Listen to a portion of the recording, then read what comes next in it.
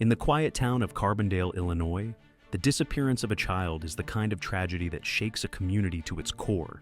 In 2004, 3-year-old Ricky Chekhov, Dia, vanished without a trace, leaving his family, friends, and investigators grappling with fear and uncertainty.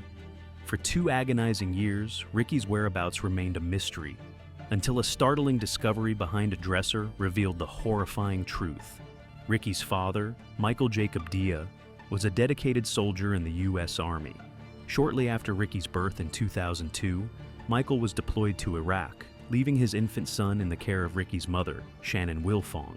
Despite the distance, Michael maintained a close bond with Ricky through letters, phone calls, and the occasional visit home.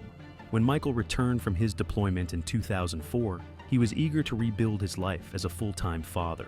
But Shannon, with whom he had a tumultuous on-again, off-again relationship, had other plans. The couple's relationship had always been fraught with tension. Even before Ricky's birth, Michael and Shannon's arguments were frequent and volatile. After Ricky arrived, they attempted to co-parent amicably, but the environment they created was far from stable.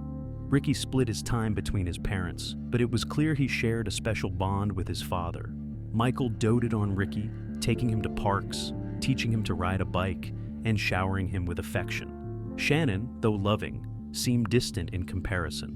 When Shannon abruptly cut off Michael's access to Ricky, Michael was devastated. He filed for custody, determined to ensure his son had a stable and loving home. A court hearing was scheduled to establish visitation rights, but Shannon failed to appear.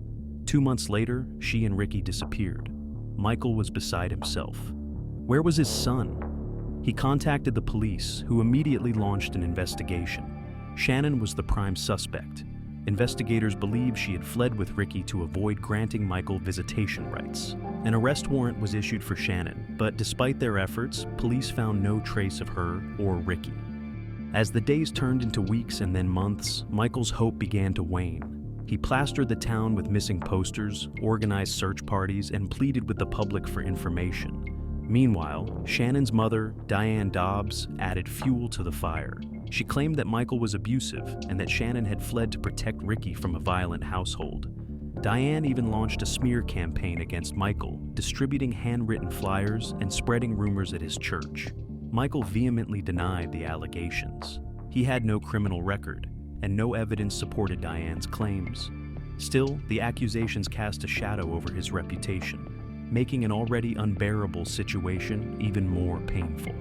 For 2 years, the case grew cold. Investigators followed every lead, but none panned out.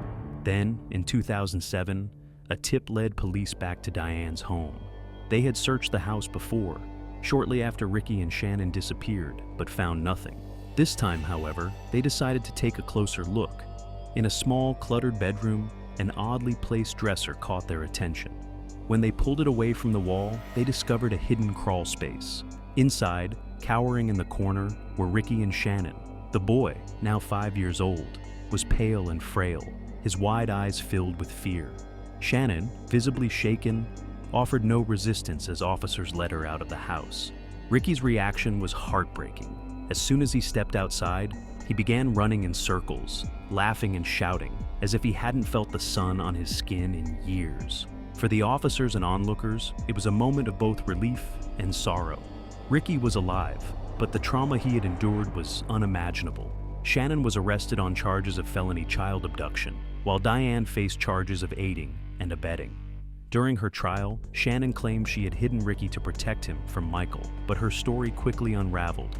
Diane, too, tried to defend her actions, insisting that Ricky had only spent 5 minutes in the crawl space over the course of 2 years. No one believed her. As the truth emerged, it became clear that Michael had been the victim of a calculated smear campaign.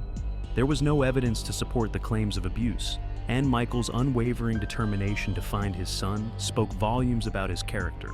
The court granted him full custody of Ricky, and Shannon was sentenced to 2 years of probation and a fine. Michael retired from the military to focus on raising Ricky.